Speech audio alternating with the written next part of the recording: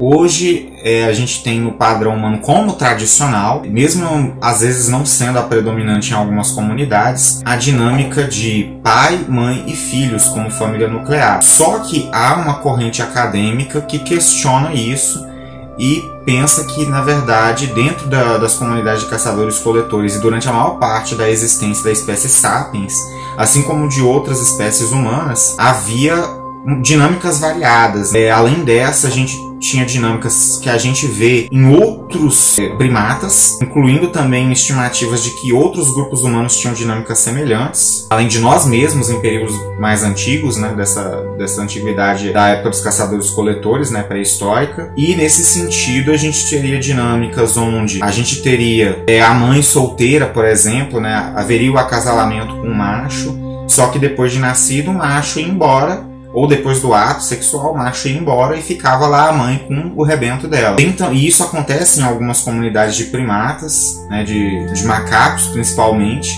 Outra dinâmica que existe também, e a mais comum entre os primatas, é a de uma criação comunitária dos filhotes, né, dos mais jovens, onde a gente tem ali relações múltiplas sexuais entre os membros, né?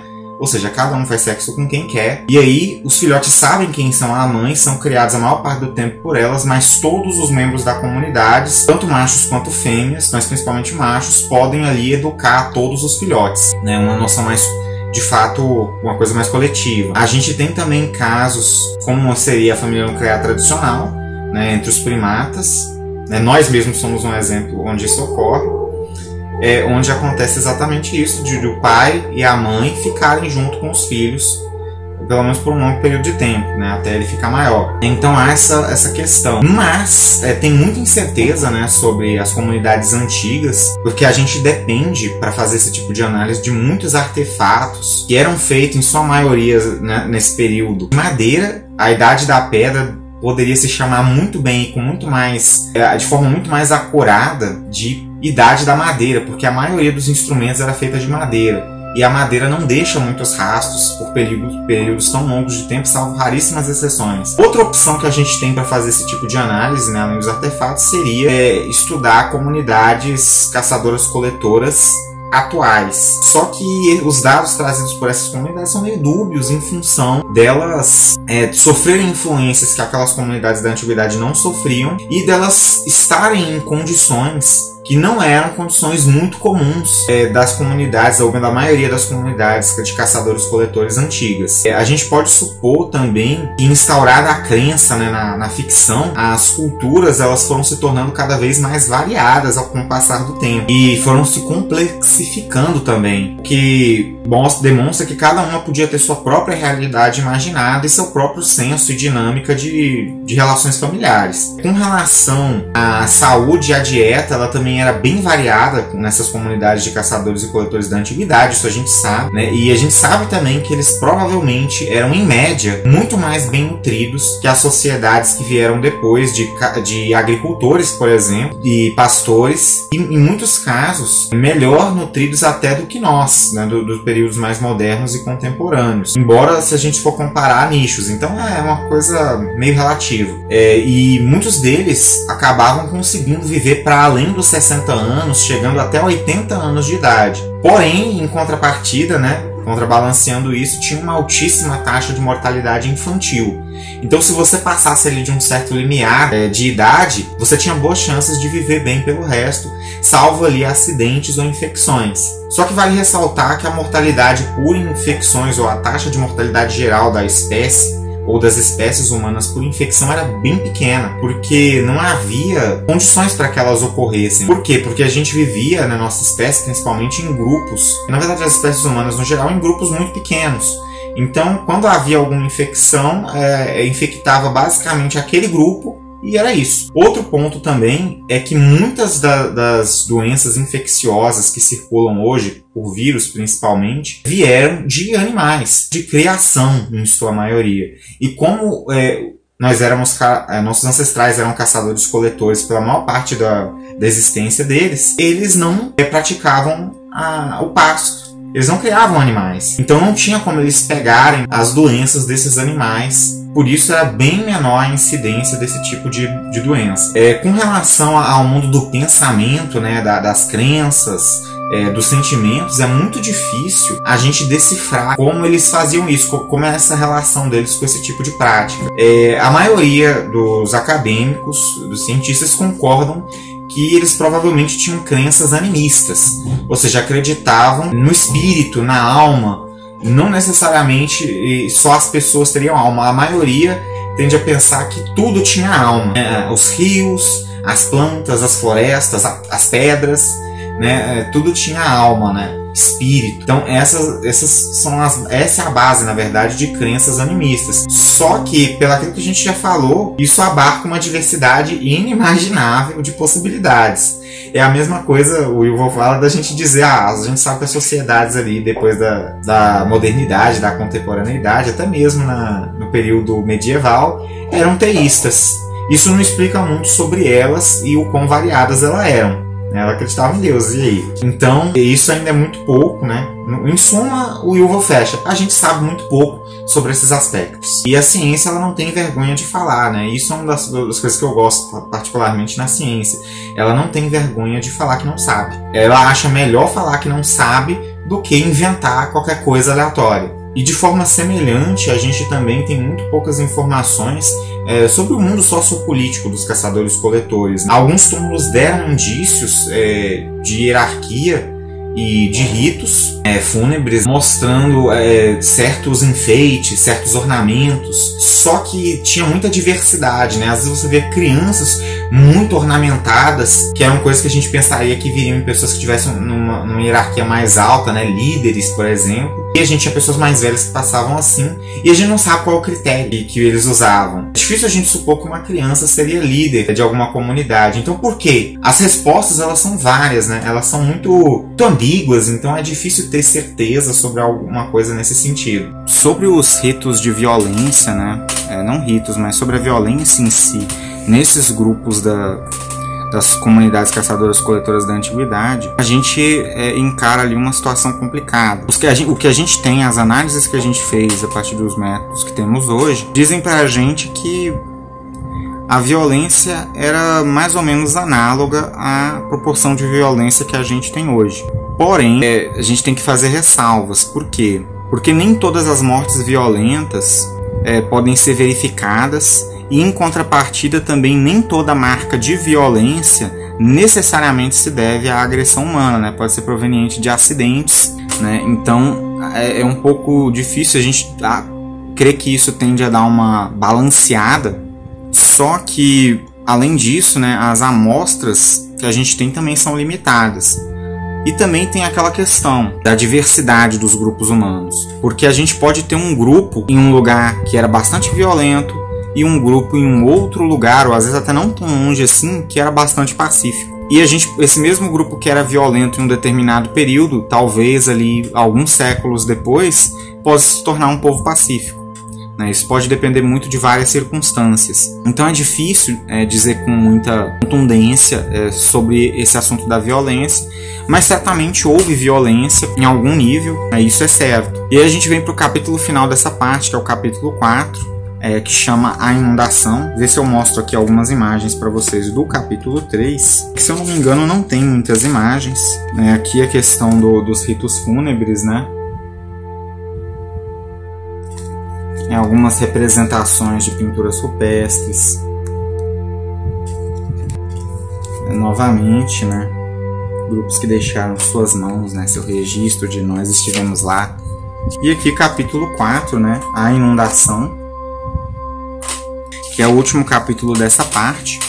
E aqui nesse capítulo, ele vai tratar basicamente da expansão da espécie dos sapiens para o mundo exterior, ou seja, fora ali do continente africano, né, no sudeste, onde a nossa espécie surgiu, e ali da sua expansão para encontrar com outros grupos humanos, ali nativos da Europa, de algum lugar da Ásia. Então a gente vai ter essa expansão e esses encontros com outros humanos, né, e também com o ambiente ao redor, mas ele se manteve restrito por um longo período, né, de milhares de anos, ao continente euro-afro-asiático. E aqui a gente vai ter o que ele chama de mundo exterior, né, que são as ilhas, os outros continentes que não são ligados por nenhuma conexão de terra, né, continental. E nesse sentido é bem interessante a perspectiva que ele dá, que é de impacto da presença da nossa espécie nesses lugares. São postos aqui os vários avanços tecnológicos, não só no sentido de criação de objetos, né, de ferramentas físicas, mas também de ferramentas cognitivas, que permitiram a migração e a sobrevivência da nossa espécie, muitos com grandes repercussões ecológicas, como a gente fala, a gente suplantou todos os outros seres humanos no mundo, também repercussões mais, digamos assim, ecológica, propriamente dita, né, com outros não humanos, com as queimadas, com a caça dos grandes predadores, o desenvolvimento das habilidades de navegação e a adaptação, né, a esses ambientes que nunca antes tinham sido povoados por humanos, como a possibilidade de fazer roupas para se aquecer no frio, calçados, entre vários outros elementos desse tipo. O autor também ele questiona muito a suposta harmonia com a natureza das sociedades caçadoras-coletoras, né? Não é bem assim, porque a gente tem evidência de que desde a revolução cognitiva, nossa espécie se tornou um dos maiores fatores de extinção, né, de fatores individuais, na verdade, de extinção de outras espécies e de mudanças ecológicas de forma geral. A gente fez isso mais rápido do que qualquer outra espécie desde que o gênero humano surgiu. Uma das espécies que escapou a isso, por exemplo, com a qual a gente conviveu muito, foram os cães, né, que acabaram se unindo a nós. Então, como atesta a nossa chegada na Austrália, né, que é um exemplo, que é o exemplo aqui que o autor dá mais atenção, né, o Harari, ele não só foi um fator determinante na eliminação da megafauna australiana, como também causou grandes alterações na flora. Diferente dos outros predadores, o Sapiens ele não deu tempo para o ambiente se adaptar. Ele foi de uma posição ali medíocre, que eu falei no início, na cadeia alimentar, para o topo em uma velocidade meteórica. A maioria dos predadores que a gente encontra na natureza, eles demoraram milhões, milhares de anos para chegar no topo da cadeia alimentar, dando tempo para o animal, que antes era a presa fácil dele, passar também por sua própria evolução biológica e, quem sabe, correr mais rápido para ter mais chance de sobreviver. Com nós, não. O exemplo que o autor dá aqui é o dos mamutes, né?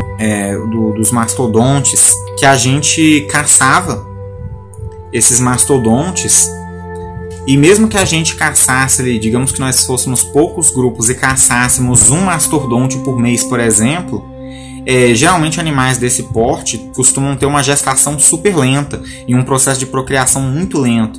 Então, mesmo que a gente caçasse um por mês, cada grupo humano, provavelmente até gerar um outro nascimento, né, de mastodontes, a gente ia superar em muito o número de nascimentos e a espécie ia cada vez mais rareando. E foi o que aconteceu com muitas espécies que começou nesse período e acontece muito. Esse processo ele ocorreu praticamente em todos os lugares que a nossa espécie habitou, e isso torna difícil sustentar a inocência da nossa espécie com relação a extinções massivas. Igual eu falei, ela pode até demorar, mas ela é certeira. Ela pode acontecer muito lentamente, mas é certeira e causa grandes mudanças ecológicas a longo prazo. Nós somos, por assim dizer, o fator da natureza mais calamitoso, talvez, que já esteve, porque, como eu disse, a gente ultrapassou a barreira biológica.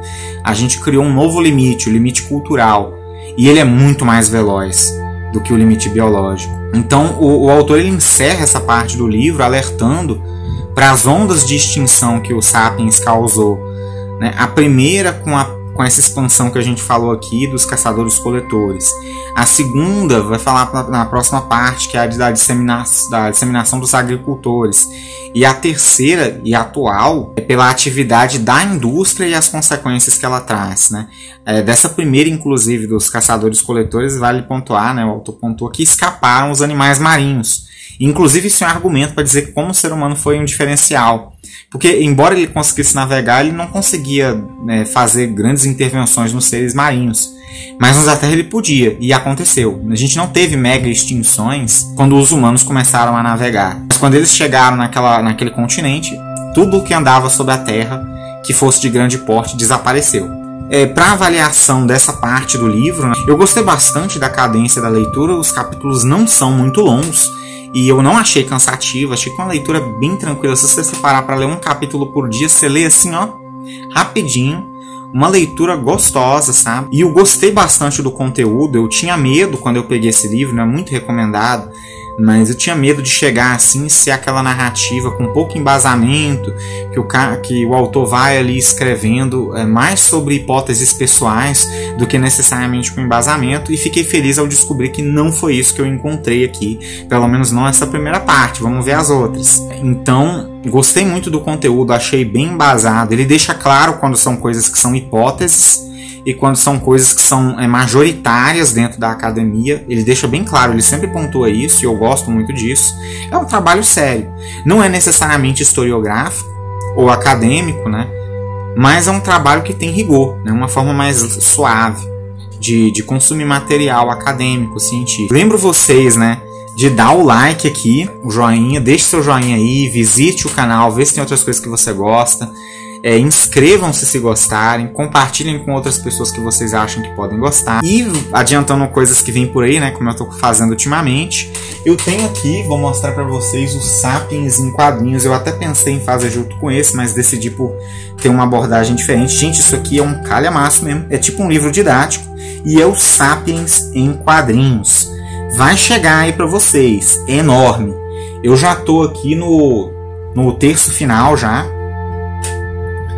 né? E que assim que eu terminar vou trazer para vocês. Tô gostando demais, já adianto. Sandman volume 4 também, que tá aqui, já comecei a ler, mas esse eu acho que eu vou demorar também um pouquinho para terminar, né? Então tá aqui, Sandman volume 4, Estação das Brumas, vem por aí. O Microfone de Lapela também deve chegar esses dias aqui, nesses dias que eu tô gravando, ainda não chegou, mas também vou trazer. Os Sertões em Quadrinhos também, que eu já fiz o pedido, tá chegando, já tá aqui na minha região, mas ainda não foi separado para entrega. Eu sempre tive vontade de ler Os Sertões, mas acabei enrolando. Vou ler em quadrinhos agora. E é isso, né? Me despeço de vocês, vou deixar vocês com imagens do livro. E até a próxima.